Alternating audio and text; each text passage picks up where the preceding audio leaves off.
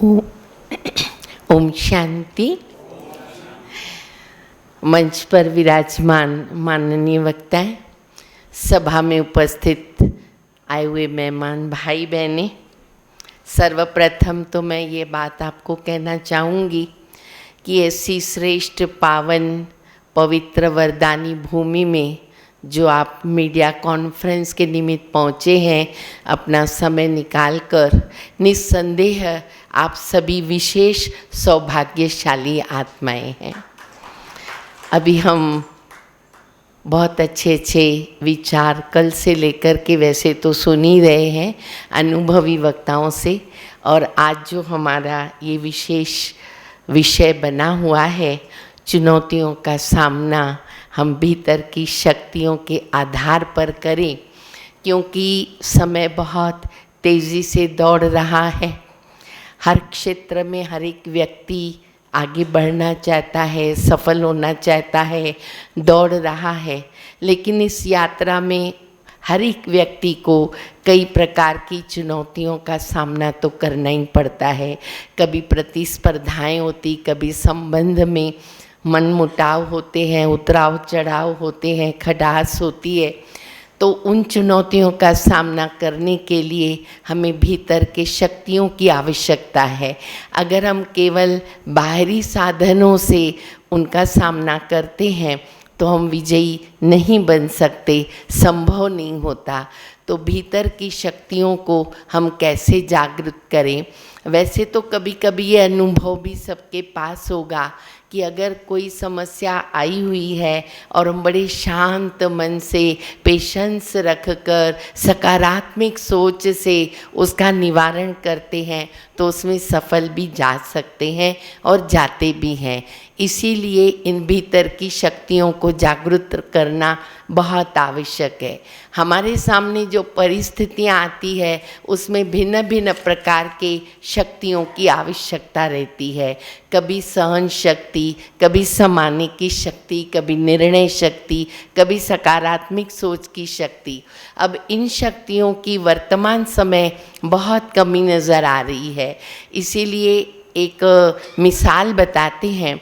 एक बार एक कंपनी में 2 कर्मचारियों को एक जैसी चुनौती आ गई, जिसमें उनका कार्य जो है वो बहुत बढ़ गया। तो पहला कर्मचारी जो था वो सोचने लगा कि मेरे से तो ये नहीं हो सकता है, मेरे लिए पॉसिबल नहीं है, मैं नहीं कर पाऊँगा। ये सोच जो है उसकी कार्यक्षमता को कम कर देता है। लेकिन दूसरा कर्मचारी सोचता है कि हाँ, कार्य तो कठिन ज़रूर है, लेकिन धीरे धीरे मैं करने की कोशिश करता हूँ, एक एक करके करता हूँ, और सचमुच वो पेशेंस रख के करता है तो वो सफल हो जाता है। तो इस कारण से हमें भीतर के शक्तियों को तो जागृत करना है। अब वो कैसे करें? क्योंकि भीतर माना हमारे अंदर शरीर में आत्मा विराजमान है, वो तो आप जानते हैं।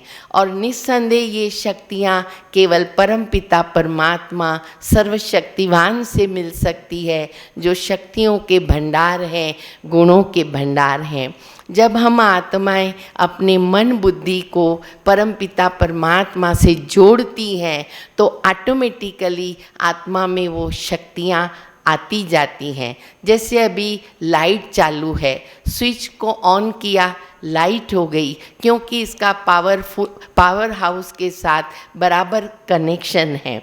तो परमपिता परमात्मा कल्याणकारी, जिनको हम शिव पिता, शिव बाबा कहते हैं, अगर हम उनको याद करते हैं सही रीति से, मन को क्लियर करके, लाइन को क्लियर करके, तो अनुभव कहता है कि हम बहुत सारी शक्तियाँ ऐसी प्राप्त करते जो हर चुनौतियों का सामना हम सहज कर सकते हैं।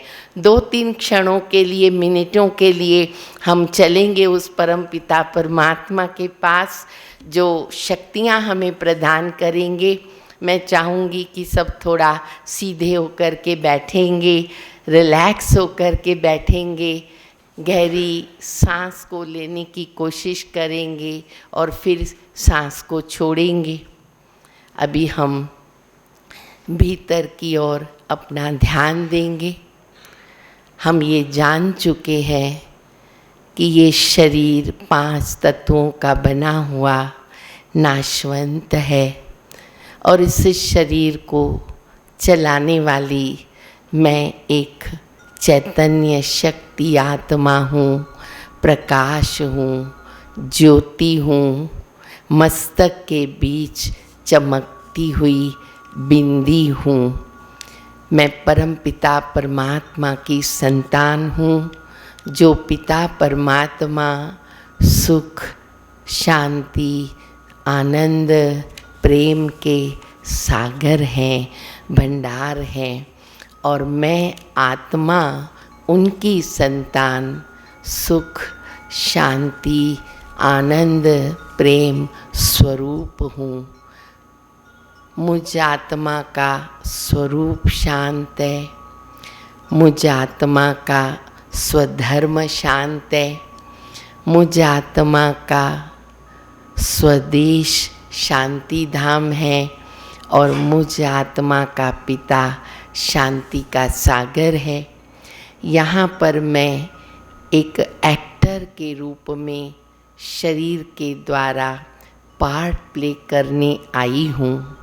तो जीवन के अंदर जो भी चुनौतियाँ हैं उनको मैं पिता परमात्मा की शक्ति द्वारा संभवित करके विजयी बनूंगी। एक दिव्य प्रकाश को अपने सामने अनुभव करें। सर्वशक्तिमान परमपिता परमात्मा मुझ आत्मा में बहुत बहुत शक्तियाँ भर रहे हैं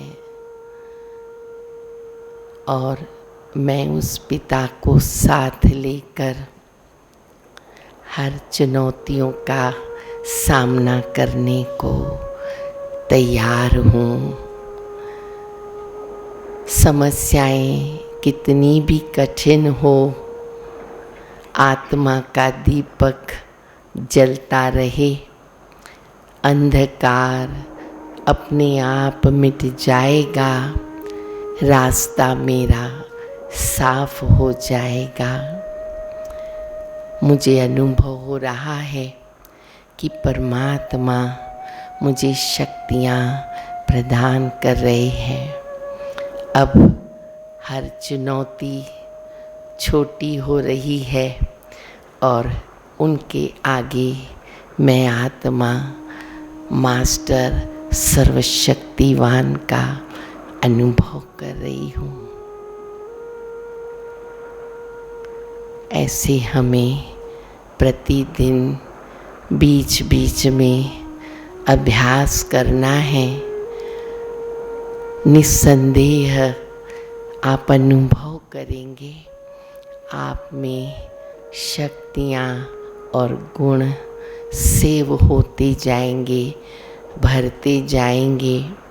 जीवन बदल जाएगा, दृष्टिकोण बदल जाएगा, जीवन सार्थक हो जाएगा।